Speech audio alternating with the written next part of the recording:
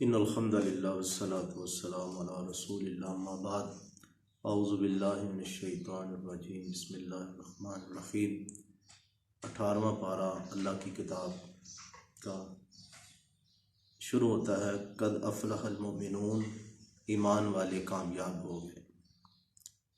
کون ایمان والے؟ اور کامیابی سے مراد دنیا ہی کی نہیں بلکہ آخرت کی کامیابی۔ دنیا تو چند روزہ زندگی ہے، لیکن اللہ اپنے ایمان والے بندوں کو دنیا سے بھی محروم نہیں رکھتا۔ تو ایمان والے ڈیفائن اللہ کر رہا ہے الذین هم فی صلاتہم خاشعون، جو اپنی نمازوں میں خشوع اختیار کرتے ہیں، یعنی نمازی ہوتے ہیں۔ بغیر نماز کے کوئی ایمان اس کا قبول نہیں ہے۔ اور پھر نمازیں بھی کیسی؟ اس میں ڈر ہو، وہ عادت نہ پڑی ہوئی ہو، بلکہ اس کے رکوع سجدے الفاظ کے اوپر، ان کے معنی مفہوم کے اوپر وہ غور کرتا ہو، خشوع و خضوع ہو، دل ڈر رہا ہو کہ میں کائنات کے پروردگار کے سامنے کھڑا ہوں۔ جس طرح رسول اللہ صلی اللہ علیہ وسلم نمازیں پڑھتے، صحابہ کرام نمازیں پڑھتے تھے، ایسی نمازیں اللہ ہمیں نصیب فرما دے۔ تو کامیابی نماز کے ساتھ ہے، اور نماز خشوع کے ساتھ ہی ہے۔ پھر اسی طرح اللہ تعالیٰ نے فرمایا کہ وہ لغو کاموں سے مومن پرہیز کرتے ہیں، زکوٰۃ دینے والے ہیں، اپنی عصمت کی حفاظت کرنے والے ہیں، امانت اور عہد کا پاس کرتے ہیں۔ والذین هم علی صلواتہم یحافظون، جو اپنی نمازوں کی حفاظت کرتے ہیں۔ شروع بھی نماز سے اور اینڈ بھی اوصاف بیان کر کہ وہ اپنی نمازوں کی حفاظت کرتے ہیں، وقت پہ پڑھتے ہیں، ہمیشگی سے پڑھتے ہیں، سنت کے مطابق پڑھتے ہیں، نماز کو ضائع نہیں کرتے۔ اولئک هم الوارثون، یہی لوگ وارث ہیں، جنت الفردوس کے وارث ہیں۔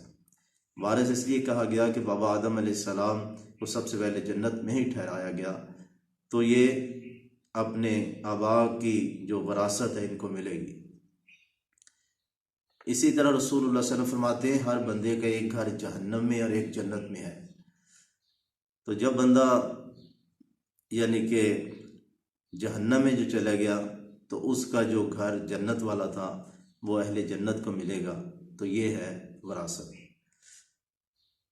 پھر اللہ تعالیٰ نے فرمایا ادفع باللتی ہی احسن السیئہ، کہ پیچھے دھکیلو برائی کو نیکی کے ساتھ۔ غلطیاں جو ہوتی رہتی بندے کی، تو وہ نوافل، تلاوت، صدقہ، خیرات جو تقاضۂ بشریت ہو جاتی ہیں، نیکیوں کے ساتھ اس کو پیچھے دھکیلے، پیچھے ہٹائے۔ اللہ اکبر۔ رسول اللہ صلی اللہ علیہ وسلم بندہ وضو کرتا ہے تو وہ گناہ دھل جاتے ہیں، ایک نماز دوسری نماز کا کفارہ بن جاتا ہے۔ تو یہ اگر بندہ اللہ کے احکامات پہ عمل کرتا رہے تو اللہ چھوٹی چھوٹی غلطیوں کو ساتھ ساتھ ہی ڈیلیٹ کرتے رہتے ہیں، معاف کر دیتے ہیں۔ اس طرح سورہ مومنون میں آخرت کا وقت، جب موت کا وقت ہے، اس کا تذکرہ کیا گیا۔ حتیٰ اذا جاء احدهم الموت، حتیٰ کہ جب ان کے پاس کسی کے پاس موت آتی ہے، اور اس میں کسی کافر، کیمرس، دہریے، مشرک کا کوئی انکار نہیں، موت آتی ہے۔ قال رب ارجعون، اس وقت کہتا ہے میرے رب مجھے واپس پلٹا دے۔ فرشتوں کو کہتا ہے، رب سے دعائیں کرتے ہیں۔ جو کسی رب کا انکار کرنے والا ہے، کسی رب کو نہیں مانتا، اس وقت اس کی زبان سے بھی یہ نکلتا ہے۔ اور یہ صرف تکلیف کی شدت ہے، سارے عقیدے کودے ختم ہو جاتے ہیں۔ جس طرح قرآن مجید کے اندر ہے کہ مشرکین کی جب کشتیاں موجوں کے اندر گھر جاتی، بھنور میں پھنستی، تو پھر ایک اللہ کو پکارتے، پکے سے پکا دہریہ، قرآن کا دشمن، اور آج جو طرح طرح کے یعنی کہ وہ بغض بھرا ہے رب کی ذات کے بارے میں، قرآن کی ذات کے بارے میں، تکلیف کی شدت۔ اگر ایسا ہی بندہ کسی سخت بیماری میں مبتلا ہو یا سمندر کے اندر گھرا ہوا ہو، تو وہ ساری زندگی بے شک رب کا منکر ہے، اب دل سے پکارا ہوتا ہے کہ مجھے ٹھیک کر دے۔ تو اس وقت کہے گا ربا مجھے واپس پلٹا دے، لعلی اعمل صالحا، تاکہ میں نیک عمل کروں، فیما ترکت، جو میں نے چھوڑ دیا، جو میں نے پہلی زندگی اپنی دوستوں میں، کاروبار میں اور اسی طرح موج میلے میں رہا، اللہ اب مجھے کوئی مہلت دے دے تاکہ میں نیک عمل کروں۔ سلف میں سے ایک تابعی کہتے ہیں کہ ہر بندہ یہی سمجھے اب جتنی زندگی رہ گئی ہے میں نے فرشتوں سے اجازت لے کے، اللہ کی اجازت لے کے میں کچھ دن گزار رہا ہوں کہ موت کے وقت جو کہے گا کہ مجھے واپس بھیج دیا جائے میں نیک عمل کروں، تو اب میں یعنی کہ یہی سمجھوں کہ میں مہلت لے کے آیا ہوں۔ حقیقی زندگی تو ایک مہلت ہی ہے۔ اور نیک عمل کروں۔ نیک عمل کون سا ہے؟ جو اللہ کے لیے کیا جائے اور اللہ کے حبیب کے طریقے مطابق کیا جائے۔ ہمارے ہاں ڈھول بجانا، چمٹے بجانا اور دمال ڈالنا یہ بھی نیکی عمل لوگوں نے بنا لیا۔ کلا، اللہ کہتے ہیں ایسا تو نہیں ہوگا، اب گرفتاری کا وقت ہے، اب تو زندگی کا جو امتحان دیا اب تو اس کے رزلٹ اناؤنس ہونا ہے۔ انہا کلمۃ ہوا قائلھا، ایک بات ہے جو اس نے کہہ دی زبان سے۔ ومن ورائہم برزخ، اب تو ایک پردہ ہے میدان محشر اور زندگی کے درمیان، عالم برزخ۔ برزخ کا معنی پردہ، قبر کی زندگی کو برزخ کہا جاتا ہے۔ کہیں بھی اس کی روح ہے، کہیں بھی روح ہے، وہ ایک پردے کے اندر ہے۔ الی یوم یبعثون، اور یہ اس دن تک رہے گی جب لوگ اٹھائے جائیں گے۔ پھر اٹھانے کا منظر قیامت کا، فَإِذَا نُفِخَ فِي الصُّورِ، جب بگل میں پھونکا جائے گا، فَلَا أَنْسَابَ بَيْنَهُمْ، کوئی حسب نسب ان کے درمیان نہیں ہوگا۔ آج تو اسی پہ رسالے نکل رہے ہیں اپنی برادریوں پہ، اور اسی طرح فخر ہے۔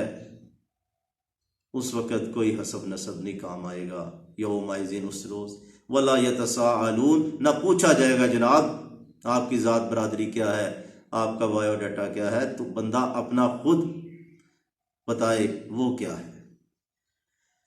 اللہ اکبر۔ جس کی نیکیوں کا وزن بھاری ہوا وہ کامیاب، اور جس کی نیکیوں کا وزن ہلکا ہوا، گناہ بھاری ہو گئے، وہ ناکام جہنم میں جائے گا۔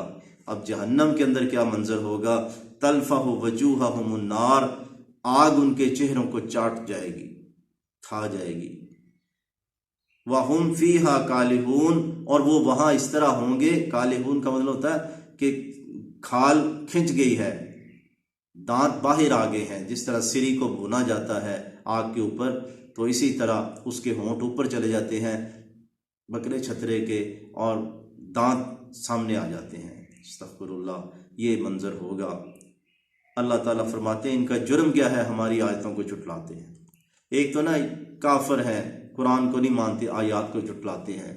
آج بدقسمت مسلمان گھروں میں پیدا ہونے والے ملحد بن چکے ہیں، اور اللہ کی آیتوں کا نہ صرف انکار کرتے ہیں، استہزاء کرتے ہیں، اور لوگوں کو اس کے انکار کی دعوت دیتے ہیں۔ کتنا بڑا جرم ہے اللہ کی آیتوں کا انکار۔ جہنم میں کہیں گے ربنا اخرجنا منہا، اللہ ہمیں یہاں سے نکال دے۔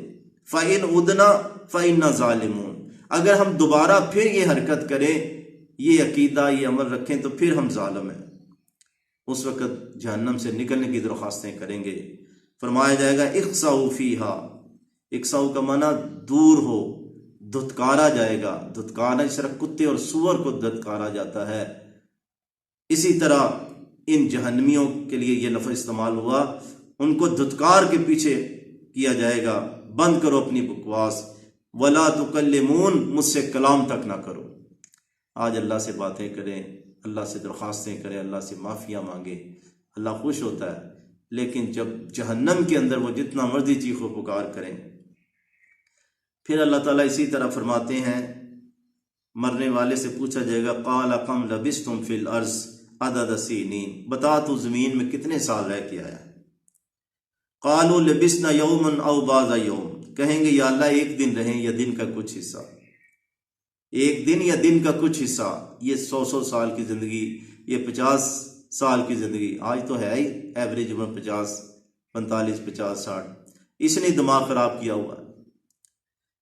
اور یہ بھی ایک دن یا دن کا کچھ حصہ کہیں گے، اور کہیں گے فصل العادین، اللہ ہماری بات پہ یقین نہیں آتا، کسی شمار کرنے والے، اکاؤنٹنگ کرنے والے سے پوچھ لیجئے۔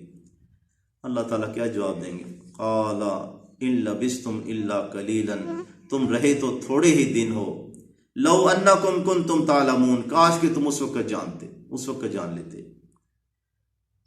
افحسبتم انما خلقناکم عبثا، کیا تم نے سمجھ لیا کہ ہم نے دنیا میں تمہیں بے مقصد ہی پیدا کیا، فضول پیدا کیا، سورج تمہارے لیے طلوع و غروب ہوتا، چاند کی چاندنی تمہارے پھلوں میں رس بھرتی، گائے بھینسیں تمہارے لیے دودھ فراہم کرتی، جانور تمہارے لیے ذبح ہوتے، اور اسی طرح یہ ساری فصلیں، سارے پھل، سارے ڈرائی فروٹ، مسالے تمہارے لیے۔ تم نے کیا سمجھا کہ تمہیں بے مقصد ہی پیدا کیا گیا؟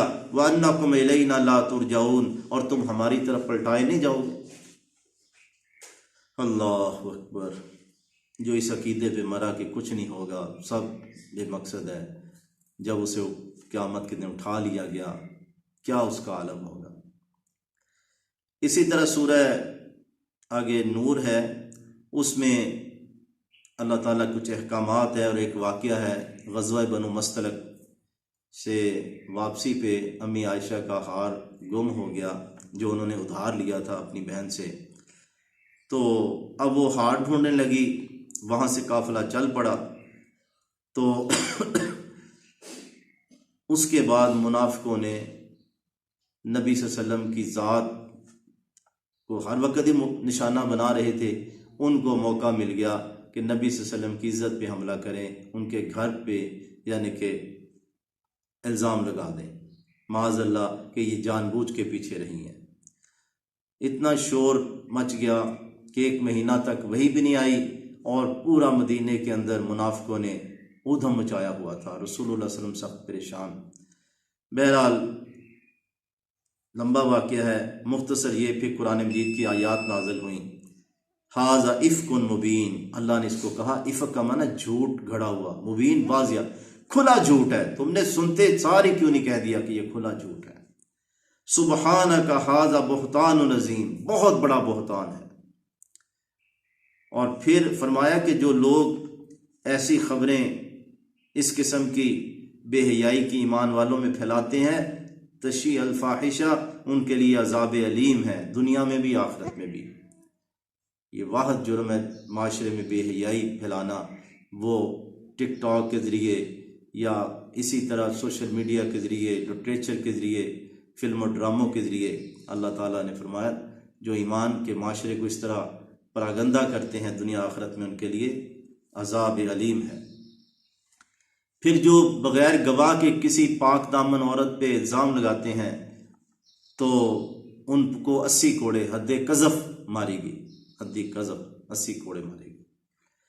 تو امی عائشہ فخر سے کہا کرتی کہ مجھ پہ منافقوں نے الزام لگایا، اللہ نے میری پاک دامنی کے لیے 18 آیات، اور وہ آیتیں قرآن کی جو قیامت تک تلاوت بھی ہوتی رہے گی، حفظ بھی ہوتا رہے گا، ترجمہ تفسیریں بھی بیان ہوتی رہے گی، بہت بڑی سعادت ہے۔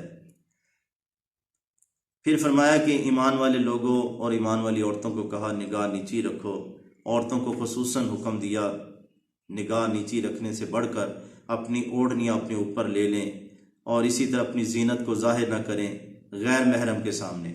کچھ رشتہ دار بیان کیے، ٹھیک ہے ان کے سامنے چہرہ کھلا ہو جائے تو کوئی بات نہیں، لیکن غیر محرم جو ہیں ان کے سامنے اپنی زینت ظاہر نہ کرو۔ عورت کے لباس، عورت کا زیور، عورت کے چال ڈھال، اس کی نگاہ، یہ سب زینت ہے، اس کو چھپاؤ۔ اور بڑی بڑی دیندار عورتیں شادی بیاہ پہ کوئی احکامات، یہ قرآن کی سورہ نور کی آیتوں کی پرواہ نہیں۔ اسی طرح یہ آخری یعنی کہ ہے آیتیں سورہ فرقان کی، اور اس پارے کی 18ویں پارے کی، اللہ رب العزت فرماتے ہیں وَيَوْمَ يَحْشُرُهُمْ وَمَا يَعْبُدُونَ مِن دُونِ اللَّهِ، جس دن اللہ ان کو جمع کرے گا اور ان کو بھی جن کی وہ اللہ کے سوا عبادت کرتے رہے۔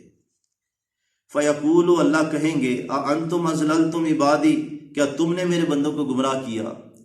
تو یہاں اللہ کے علاوہ جن کی پوجا ہوتی رہی، قسمیں تو ان کی بڑی ہیں، درختوں کی، جانوروں کی، اور اسی طرح پتھروں کی، بتوں کی، لیکن یہاں خصوصاً وہ نیک ہستیاں ہیں، وہ نوح علیہ السلام کا زمانہ ہو یا لوط علیہ السلام کا یا آج کا دور، وہ نیک ہستیاں جن کوئی لوگوں نے تصویریں بنا کے، مورتیاں بنا کے عبادت کی۔ مشرکین مکہ نے بھی نیک بندوں کی مورتیاں بنائیں، ابراہیم علیہ السلام کا بت تھا، اسماعیل علیہ السلام کا بت تھا، خانہ کعبہ کے اندر باقاعدہ سجایا ہوا تھا۔